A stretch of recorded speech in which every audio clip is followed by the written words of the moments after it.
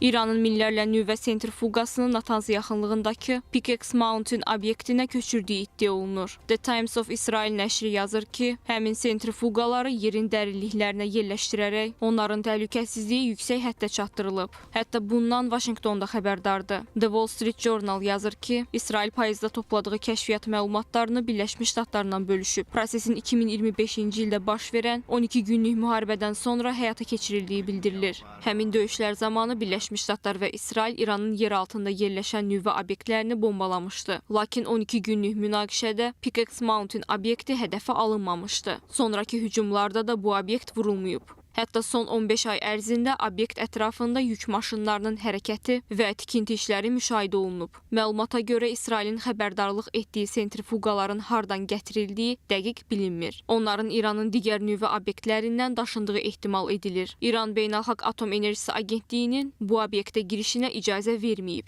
və burada aparılan fəaliyyət barədə ətraflı məlumat təqdim etməyib.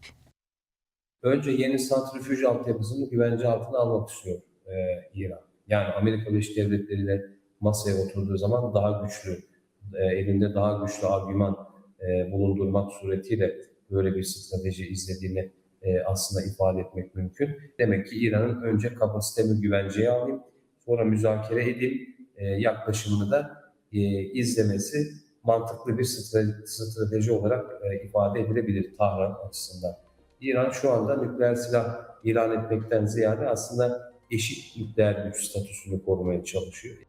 Diqqət çəkən məqam isə ondan ibarətdir ki, bir neçə gün öncə CNN bu obyektlə bağlı peyk görüntüləri yayımlamışdı. Həmin fotolarda yük maşınlarının hərəkət əksi olunub. Bu obyekt dağın dərinliyində yerləşdiyi üçün hava zərbələri ilə məhv edilməsi daha çətin hesab olunur. Sözü gedən dağ İsfahanda yerləşir və inşasına təxminən 2020-ci ildən başlanıldığı iddia olunur. Bu, Natanzdakı sentrifuqa istehsalı müəssisəsində baş verən partlayışdan sonra müşahidə edilib. Obyekt dağın daxilində tunellərdən ibarətdir və peyk görüntülərinə əsasən giriş-çıxış yolları, tikinti sahələri və dəstək infrastrukturu mövcuddur. Beynəlxalq qiymətləndirmələrə görə tunellər təxminən 90 metrdən çox qranit qaya qatının altında yerləşə bilər. Bu, onu İranın Fordo obyektindən də daha dərin, potensial yeraltı komplekslərdən biri eləyir.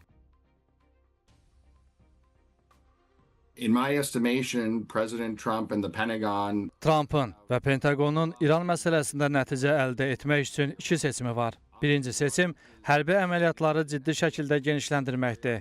Digər seçim isə uzunmüddətli diplomatik razılaşmadır. Ancaq belə bir razılaşmanın Obama administrasiyası dövründə əldə edilmiş nüvə sazişindən daha zəif olacağı gözlənilir. Çünki bu razılaşmanın İranın balistik raket proqramını, regiondakı müttəfiq qruplarını və hətta hazırki şəraitdə nüvə proqramını da tam əhatə etməsi ehtimalı azdır. Hərbiçilər həlak olduqda cavab vermək üçün siyasi təzyiq də artır.